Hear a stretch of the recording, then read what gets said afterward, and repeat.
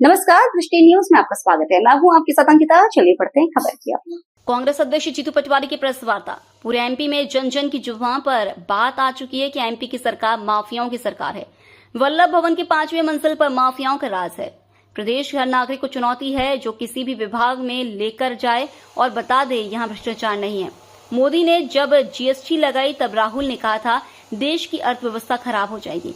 8 साल तक राहुल कह रहे थे कि गरीबों की हालत खराब हो जाएगी।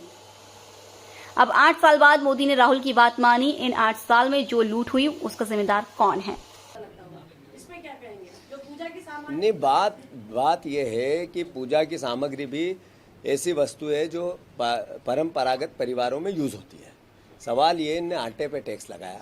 सवाल ये है कि इन्होंने जो रोजमर्रा गरीब आदमी के जीवन में काम आनी वाली चीजें सब पे टैक्स लगाया। उस जो भीख मांगता हुआ भिखारी है उससे भी टैक्स लेने वाली अगर दुनिया में कोई सरकार है तो नरेंद्र मोदी की सरकार है। राहुल गांधी ने कहा कि छोटे उद्योग समाप्त हो जाएगा, जीएसटी की जटिलता समाप्त करो, एक तरह का टैक्स लगाओ।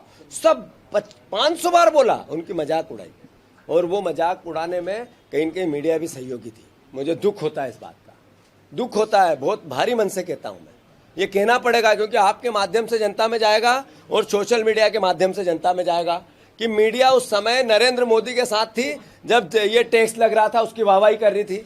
और अब नरेंद्र मोदी ने जब ये यू टर्न लिया है तो उसका क्रिटिसिज्म करना चाहिए मीडिया को भी कि इतने साल एक मैं आपसे मेरा हो जाए वक्त पूरा।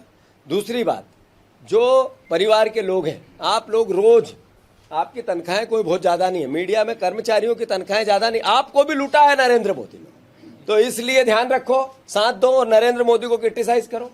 ये देश बचाने का समय है और उस समय में योगदान दो। आप लोग भी नहीं बचे हो इस लूट से। हम ही नहीं लुटाए गए, गरीब ही नहीं लुटाए गए, वो भिखारी नहीं लुटाए गए, किसान ही नहीं लुटे गए, पत्रकार भी लुटे गए हैं। धन्यवाद। भैया एक सवाल देने में कामयाब नहीं रही और नहीं फेल हो गई। तो भैया क्या कांग्रेस इसके लिए कोई स्टैंड लेके आप लोग गाय को हमने कांग्रेस, आप कार्यकर्ताओं को कहेंगे कि गौपालन करें आप लोग? कांग्रेस पार्टी ने, जब कांग्रेस की हमारी सरकार थी तो हमने 1000 गौशालाएं बनवाई थी। मोटिव क्या था?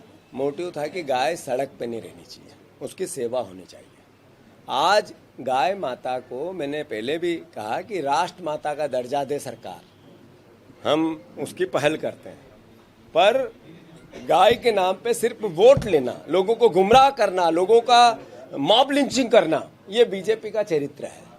इनका असली चेहरा ये 0% टैक्स लगा के समझ में आ गया। गाय के मांस पे 0% टैक्स और बाकी रोजमर्रा की जिंदगी गरीब से गरीब आदमी जो जिएगा उस पे टैक्स है, पर गाय मांस पे टैक्स नहीं है।